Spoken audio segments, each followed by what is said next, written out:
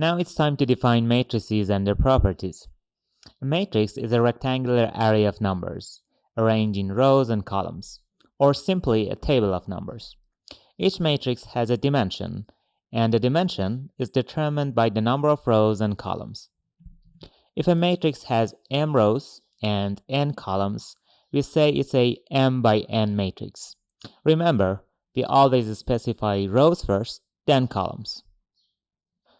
The location of an entry or element in a matrix is indicated by the row number and column number in which it's located.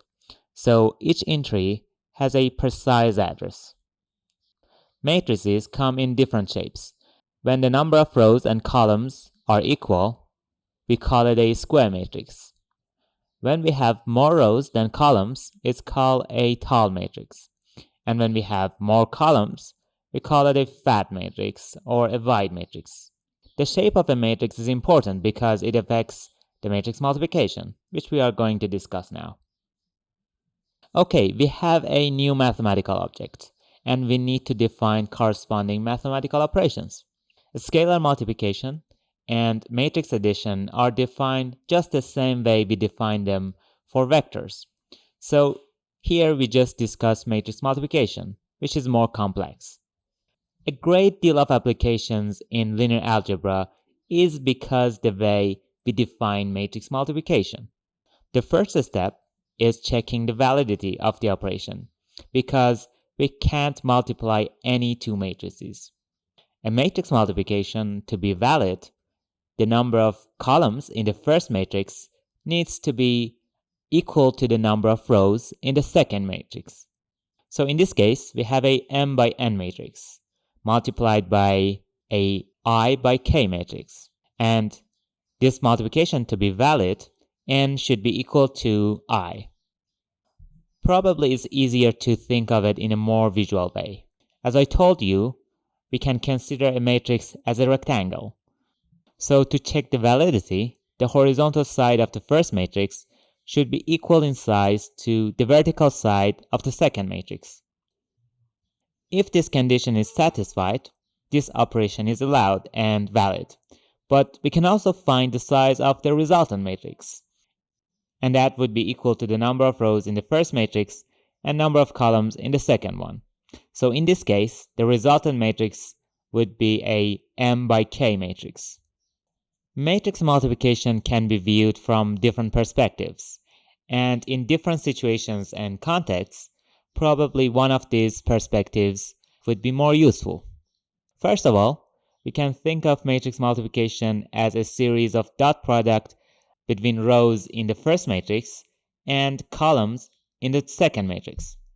In this example, we have a 5 by 3 matrix multiplied by a 3 by 2 matrix. So the matrix multiplication is valid and we get a 5 by 2 matrix. Okay, our aim is to figure out the entries of the final matrix one by one. Let's start by the first entry, that is the entry in the first row and first column. To get this entry, we compute the dot product between the first row in the first matrix and the first column in the second matrix. What about the entry in the fourth row and the second column? This time we multiply fourth row from the first matrix and the second column from the second matrix. I hope you see the pattern here. The row of the entry determines which row from the first matrix we should pick, and the column of the entry determines which column from the second matrix we need to pick.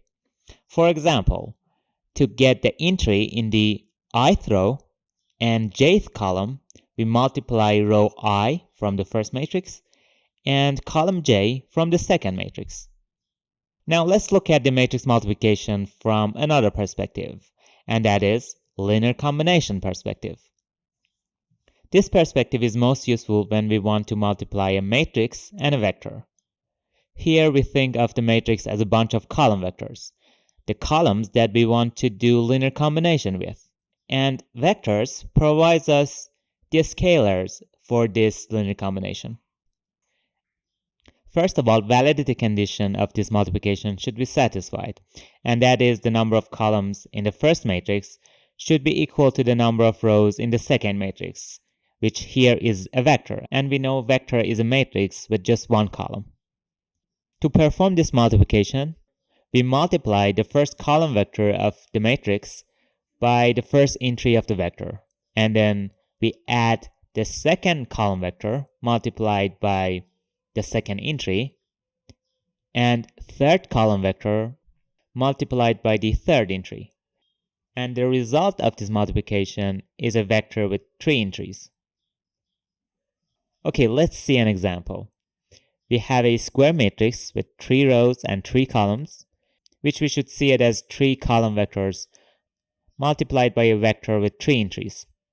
So we multiply the first column vector by 2, plus the second column multiplied by 3, plus the third column multiplied by 1. And we do scalar multiplication and sum up the vectors.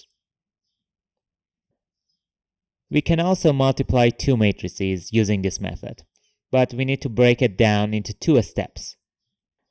In the first step, we consider matrix A as a whole, but the second matrix B as its column vectors, and we multiply matrix A by each column of matrix B.